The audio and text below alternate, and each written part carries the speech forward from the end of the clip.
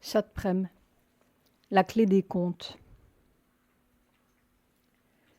Toujours, il y a une vieille mémoire qui remue en nous. Quelque chose qui chante de l'autre côté, ou qui appelle, ou qui hante. De l'autre côté de quoi? On ne sait pas très bien. Les sauvages, entre guillemets, d'antan, pas ceux de maintenant, savaient peut-être mieux. Toujours, il y a un vieil inconnu qui nous habite et qui nous tire, et qui semble si vieux et si proche, comme un inconnu qui serait quand même connu, qui serait nous-mêmes et plus que nous, comme un enfant perdu qui ne s'y retrouve plus,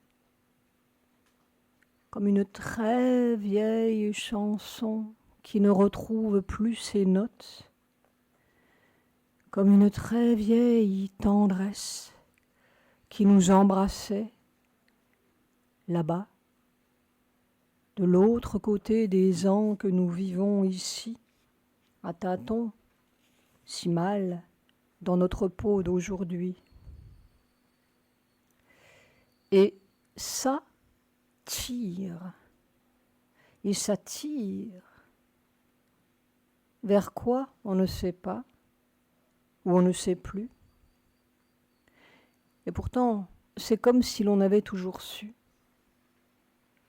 C'est un pays là-bas où l'on avait couru, joué, toujours joué, un grand espace ensoleillé qui nous habite quand même entre nos quatre murs et nos complets vestons si étriqués.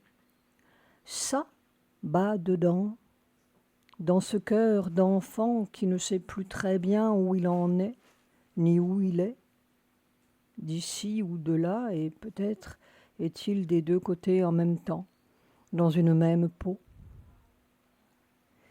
Et c'est un si grand malaise de ne plus savoir, tout en sachant quand même, quelque chose qui vibre dedans, qui appelle dedans, si loin, si proche, comme un amour perdu, comme une soif qui avait connu sa source et qui court dans le désert de nos boulevards et par les rues grises de tous les jours. Saura-t-on jamais d'où l'on vient et d'où ça vient? Mais c'est là, on n'y peut rien. Et ça tire, et ça tire. C'est de l'autre côté, entre guillemets. Et parfois, cet autre côté vient nous sourire en rêve, chanter sa note dans un moment perdu, ouvrir ses yeux quand on ne regarde rien, les songes qui passent, l'eau qui coule, la vague qui roule, et ce rien est soudain habité de tout un infini d'une seconde qui nous laisse éblouis, et puis ça passe. Et on court encore pour rattraper cette seconde de rien où l'on oublie. On se couvre de manteaux d'oubli ou de bruit parce que ça fait trop mal. Cette petite seconde nulle et si pleine de quelque chose qui n'est plus et qui est quand même. Mais elle vient nous retrouver encore et encore à un tournant inattendu, comme une petite question sans mots, comme une musique sans notes, ou comme un cri de je ne sais quoi qui voudrait bien être ou naître et qui fait comme une blessure intense muette.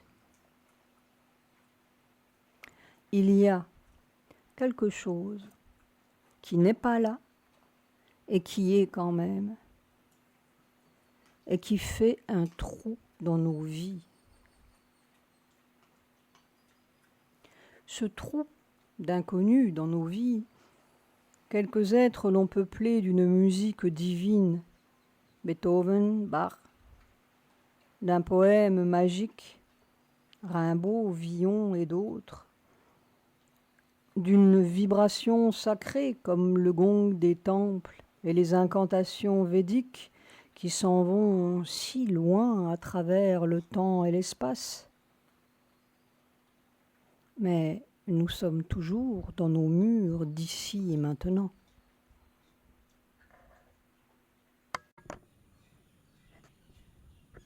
Ou des contes, encore, qui évoquent des personnages et des paysages mythiques, et pourtant si familiers en nous, comme si l'on s'y retrouvait enfin, comme si c'était le pays, enfin, le quelque chose que l'on voulait être et vivre.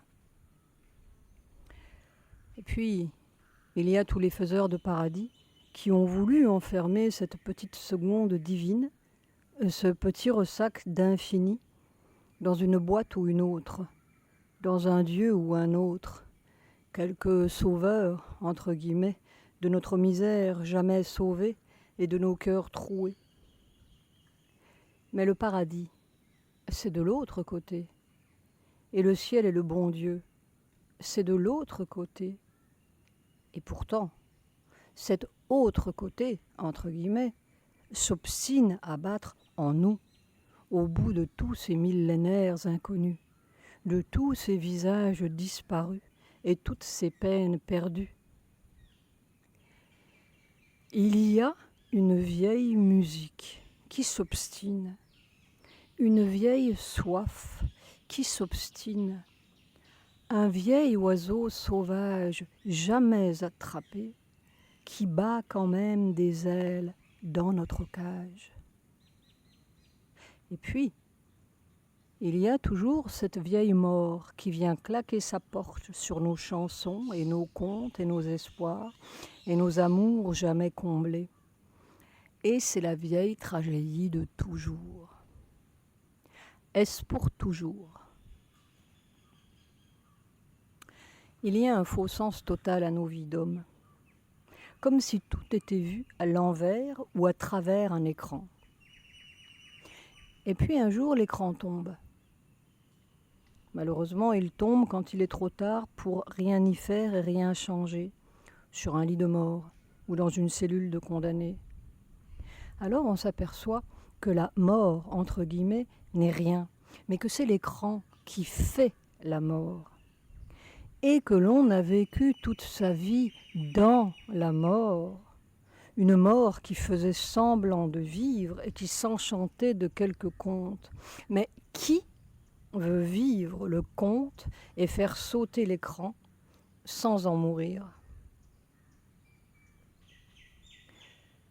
Faut-il donc des catastrophes pour s'apercevoir de ce qui est là ?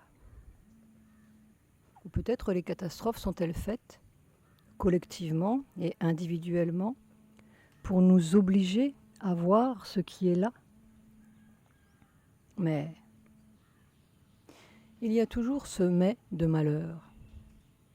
Il est toujours trop tard pour changer quelque chose à cette malheureuse situation, individuelle ou collective, et vivre la vie du bon côté, puisque, justement, c'est le moment où l'on s'en va de l'autre côté.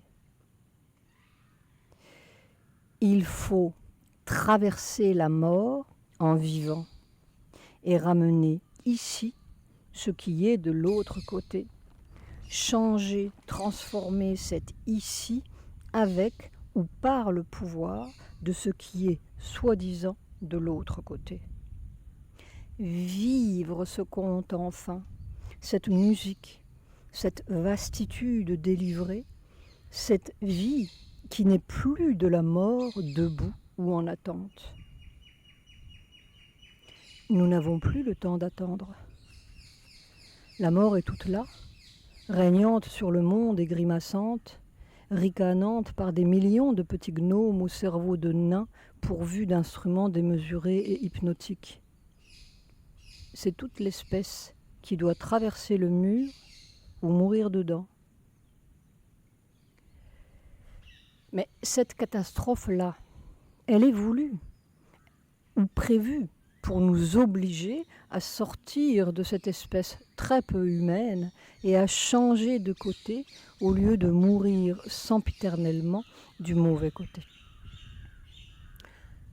Toute l'évolution, tous les changements d'espèce ou les passages d'une espèce à une autre se sont produits à travers une sorte de mort qui était la vie quand même et en dépit de tout, un vieil écran qui tombe pour livrer passage à un autre air et à d'autres moyens de vivre et à d'autres yeux. Chaque fois, c'était un conte de fées devenu vrai. Pour quelque temps, jusqu'à ce que l'espèce nouvelle s'enferme dans quelque nouveau système ou quelque nouvelle prison qui doit casser encore pour passer à des yeux plus larges et à un air plus libre. Comme si quelque chose essayait perpétuellement de se délivrer dans notre évolution. Et ainsi de suite. Mais où est la suite quand la mort totale, globale, est à nos portes et détruit la terre même qui nous porte? Existe-t-il une autre loi, enfin, qui n'est plus celle de Darwin et de l'évolution des squelettes? Allons-nous faire, malgré nous, quelques squelettes améliorés qui débouchera sur quelque autre gnome mortel pourvu de moyens gigantesques pour améliorer la vieille mort toujours? Ou bien allons-nous toucher au but même de cette malheureuse évolution de la mort et fabriquer une espèce divine pourvue de moyens divins? L'autre côté, entre guillemets, à jamais ici, dans un corps et dans une conscience singulièrement changée, transformée. Et pourtant, cet autre côté a toujours été ici, dans un corps, mais enterré, englouti sous une crasse épaisse, mais qui laissait échapper parfois un cri immortel, une musique divine, un songe doré, un conte enchanté qui était comme la prémonition ou le souvenir de ce qui devait venir. L'homme a fabriqué. Nous sommes complètement inachevés. Le monde ne s'arrête pas à notre histoire de fou devenu tout à fait dangereux. Alors, qu'est-ce qui est là, dans ce corps, mortel et malheureux, qui pourrait faire le pont entre ce que nous sommes et ce qui doit venir? Il doit y avoir un miracle là-dedans, dans ce corps, puisque cette diable d'évolution est passée de miracle en miracle, d'une impossibilité chaque fois changée en possibilité nouvelle. Il doit y avoir un secret dans cette matière, un pouvoir dans cette matière pesante, notre matière.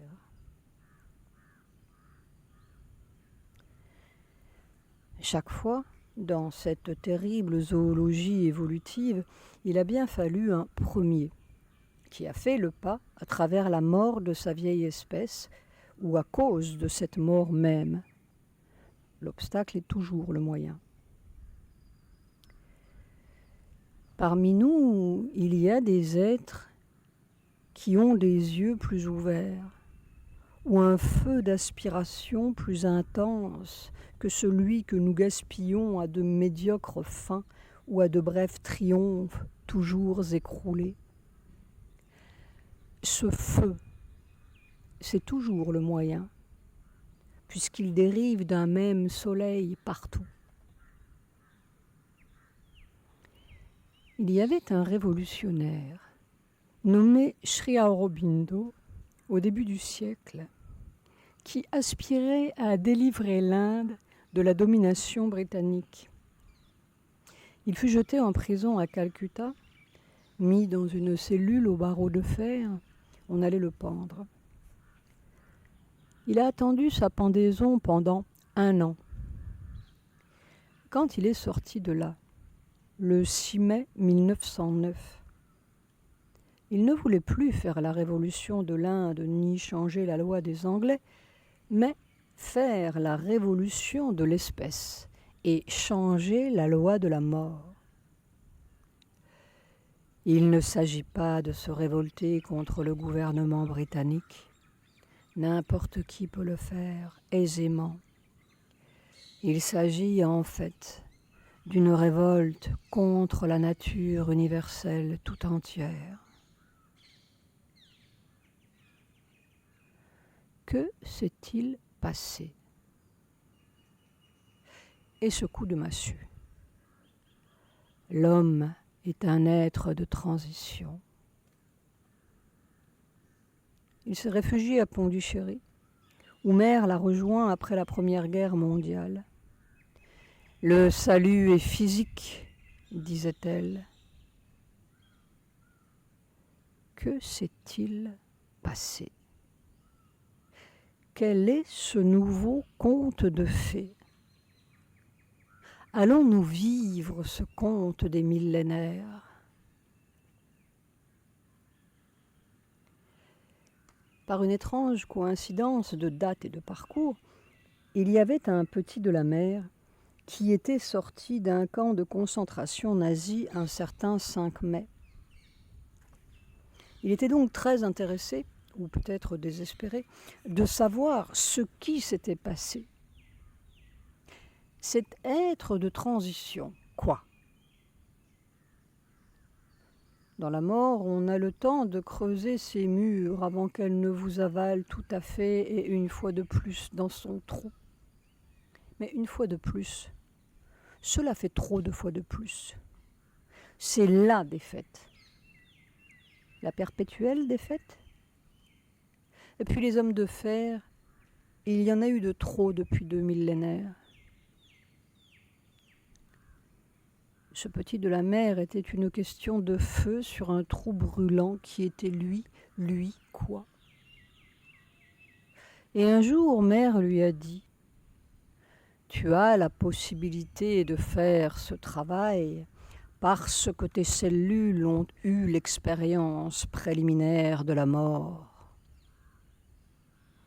Alors il a ouvert des yeux ronds, un peu stupéfait, sans comprendre. Lui, il comprenait le grand vent et le large et le petit ressac qui perlent sur la plage. Mais des cellules, et par-dessus le marché, des cellules qui ont eu l'expérience préliminaire de la mort. Qu'est-ce que cela veut dire?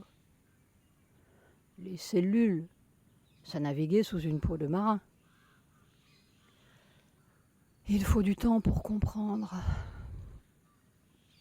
Et par-dessus le marché, ces cellules n'étaient pas encore mortes. C'était une chance. Mais peu à peu, il a compris que ces cellules ne naviguaient pas sous une peau de marin, mais sous la peau de tout le monde. Et un tout le monde terriblement grouillant et ordinaire et hideux, comme si toute la zoologie était là, au complet, nazi compris. Alors ses yeux se sont ouverts un peu plus. Et il a voulu vraiment savoir ce qui se passait là-dedans, sans rêve céleste ni conte de fées. Où est l'autre côté, entre guillemets, dans ce mur, dans ce truc muré qui navigue un peu au large pendant un temps, et puis on se saborde, comme tout le monde. Le large, c'est bon, si on peut l'avoir tout le temps et partout. le ciel et les rêves, c'est bon, si on peut les avoir dans sa peau et naviguer avec. Et la mort, c'est dégoûtant. Que s'est-il donc passé dans la prison d'Alipore, où Sri Aurobindo a attendu sa pendaison pendant 1 an, et 4 jours pour être exact? Cet autre côté qu'il a vécu, qu'est-ce que c'est en termes physiques et logiques et météorologiques? Parce que la météo y est. Ou bien c'est encore des rêves maritimes et post-mortem, ou posthumes, pour parler en bon français. Lui, il voulait humer sans poste et toucher et vivre. Donc, cet air-là, parfaitement météorologique, que l'on peut vivre dans sa peau, à quoi ça ressemble? Et le petit homme a encore ouvert des yeux ronds sans comprendre. Cet air-là est plus fluide qu'un gaz et plus dur que le diamant, disait Sri Aurobindo. Un nouvel état de la matière, inconnu. Il faut du temps pour comprendre. Parce que, évidemment, si c'est corporel, il n'y a que le corps qui puisse comprendre. Les cellules cérébrales sont plutôt bouchées, à moins qu'elles ne bouchent tout. Et Sri Aurobindo appelait cet autre côté d'ici le monde supramental. Ce n'est plus évidemment le monde mental, intellectuel, qui entortille tout et tourne n'importe quoi de 1000 façons dont aucune n'est la bonne. On peut penser ce que l'on veut, mais le corps n'est pas trompé, parce qu'il respire ou ne respire pas, parce qu'il est au large ou étranglé entre 4 murs d'une cellule quelconque qui n'est pas cellulaire. Donc, le petit de la mer comprenait sans comprendre. Il comprenait dans son cœur et dans sa vieille douleur humaine, sans comprendre encore, sauf que l'on pouvait en sortir. Mais il était aventureux et il voulait en sortir. Ça brûlait trop dans son cœur et c'était pesant comme du plomb, cette vieille douleur des hommes. Et un jour encore, à propos de ce monde supramental, ou plutôt de cette vibration supramentale, parce que l'air et tout l'espace météorologique, ça vibre, comme les forêts, la mer, la peine, ou même la pierre dans son tourbillon atomique. Mère a dit à ce petit de la mer, « C'est une puissance à écraser un éléphant. » Alors le petit a encore ouvert les yeux ronds de sa vieille logique. Comment cela peut-il être écrasant si c'est fluide? Et qu'est-ce qui est écrasé ou à écraser? Il faut encore du temps pour comprendre. Mais ce petit de la mer voulait absolument comprendre. Mère et Sri Aurobindo avaient vécu cela. Donc, c'était vivable ou à vivre. Et peu à peu, mais peu à peu, c'est très long dans le temps du corps qui doit faire l'expérience. Peu à peu, le petit, l'aspirant brûlant au vrai conte de fées, a compris cette simple chose. Mais ça écrase la mort. Ça écrase cet écran, ce mur entre ce côté-ci et l'autre. C'est peut-être ce mur précisément entre notre espèce humaine et l'autre, la prochaine, celle qui est à faire, comme le mur qui sépare le poisson des abysses du premier poisson sur la plage qui doit respirer cet air impossible et apprendre à marcher quand même. Et encore peu à peu dans le long temps du corps, car le temps du corps est si long par rapport aux petits éclairs du mental qui ne durent pas. Mais une fois que le corps a compris, c'est inébranlablement compris comme la première goutte de lait du sein de sa mère. Cet enfant d'un nouveau monde, naissant, s'est aperçu d'une chose très extraordinaire, et que personne ne voit parce que tout le monde est dedans. Et il faut être un peu dehors pour le voir. Nous, les hommes de cette espèce mentale, nous sommes totalement enfermés dans un scaphandre de plomb, comme l'astronaute qui marche dans l'espace. C'est une formidable découverte. Car la grande découverte, c'est de s'apercevoir de ce qui est là, de l'obstacle, invisible pour nous tous qui sommes dedans et qui respirons cet air du bon Dieu. Mais c'est un air mortel et asphyxiant de plus en plus. Il y a un autre air. Il faut faire un trou dans le scaphandre pour s'en apercevoir. C'est le prochain air, comme celui d'après le poisson. Et alors, cet enfant d'un nouveau monde impossible a compris dans son corps pourquoi elle avait dit « Tu as la possibilité de faire ce travail parce que tes cellules ont eu l'expérience préliminaire de la mort. » Mais oui, c'est exactement ce qui se passe. Quand ces pauvres cellules doivent apprendre cet autre air impossible, de l'autre côté du scaphandre de plomb, elles ont tout à fait la sensation d'éclater et d'être écrabouillées comme le serait l'astronaute dans son scaphandre.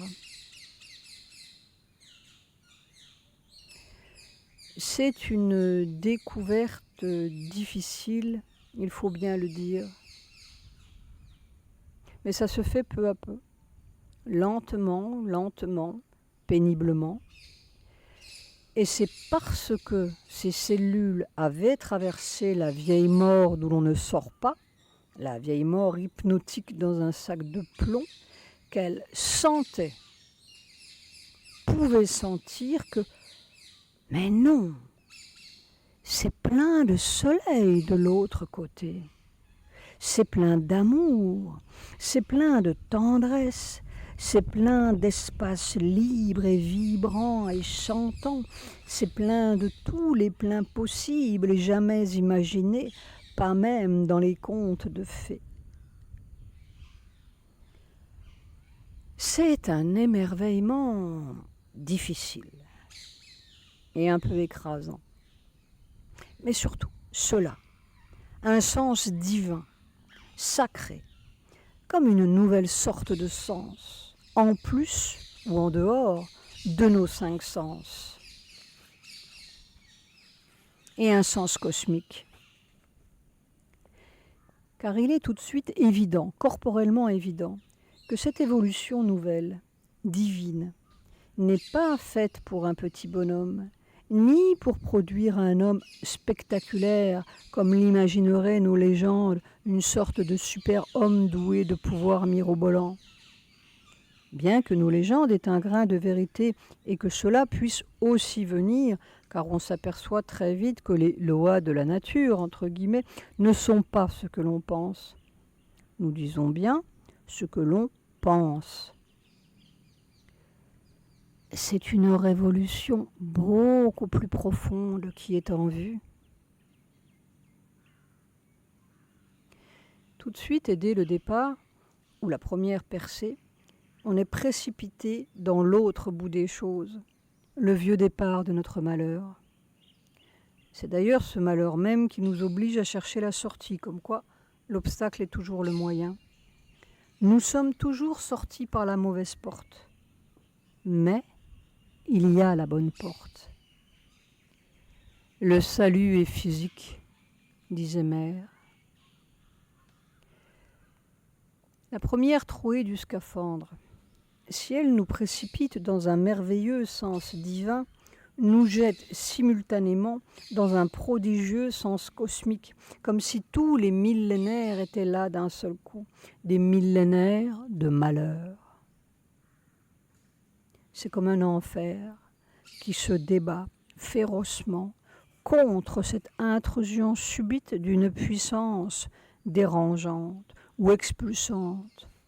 Tous les diables étaient là, bien tranquilles, tapis dans la nuit de la matière, à faire leur petit malheur perpétuel de vie en vie, d'âge en âge, et finalement à ouvrir leur vilaine gueule de mort sur tous nos petits bonheurs et nos jolis contes.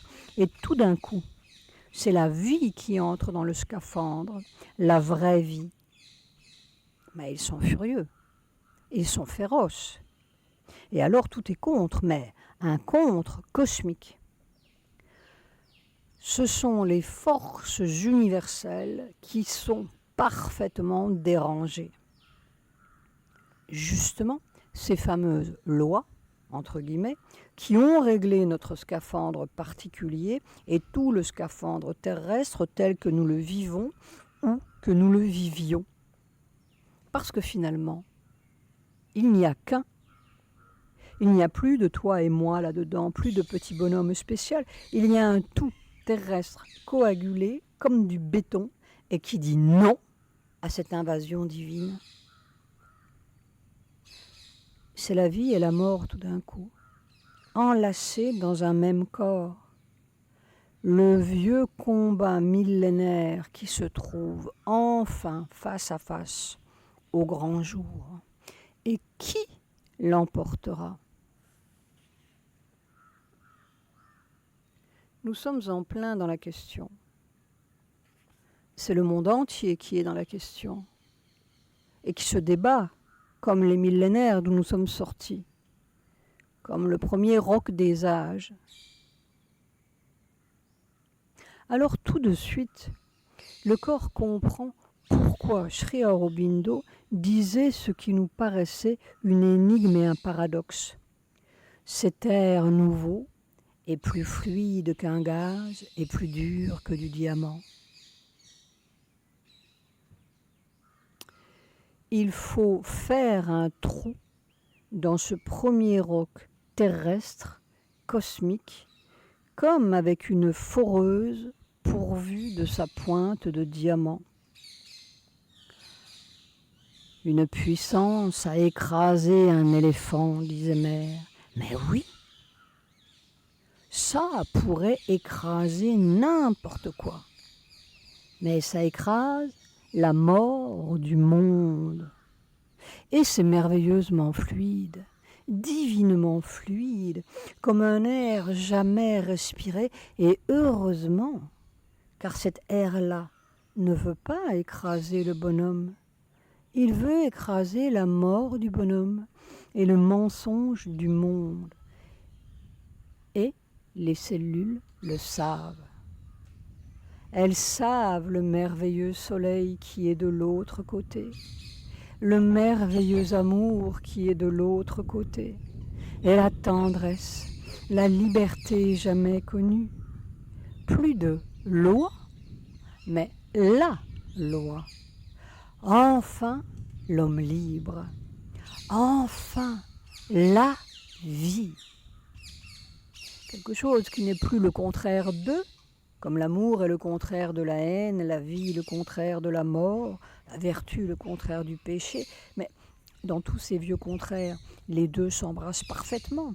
Et la vertu chérit secrètement ses péchés, et l'amour se retourne subitement en hostilité, et la mort sourit gentiment derrière son masque fardé.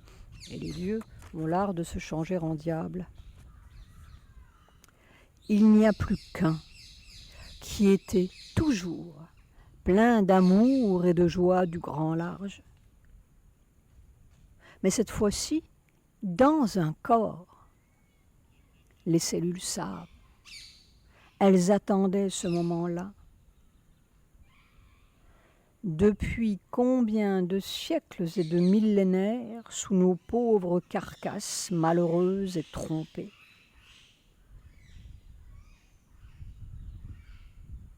Et toute l'évolution, la vieille évolution, apparaît alors sous son vrai visage dans le rayon limpide des yeux du corps. Chaque fois, à chaque étape, c'était comme un miracle, comme une impossibilité devenue possible, comme si quelque chose, entre guillemets, essayait perpétuellement de se délivrer pour débarquer dans un système plus large, dans un regard plus aéré, dans une conscience plus consciente.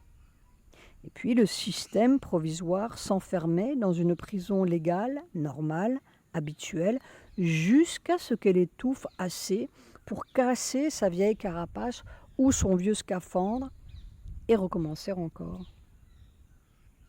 Mais cette fois-ci, nous arrivons peut-être à la vraie sortie, à ce que tous les millénaires et ces vieilles peines ont cherché et essayé, justement parce que tout le système terrestre est devenu asphyxiant.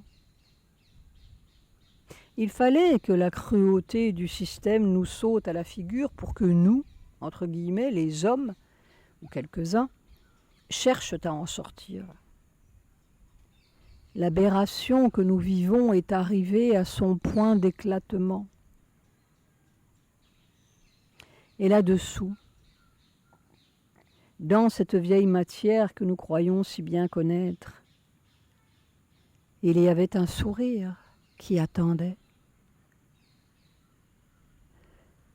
Alors on voit, on peut voir, ou en tout cas le corps peut voir et subir cette formidable fluidité de diamants qui pilonne et fore un trou à travers ce scaphandre de plomb et de béton et jette dehors, au grand jour, dans son air limpide et puissant, toutes les infamies de notre vieille zoologie évolutive. C'est toute la terre qui est pilonnée et qui tressaute. Nous vivons ce miracle à l'envers. C'est la prochaine matière qui fraye son chemin. Mais il y a un endroit à cet envers.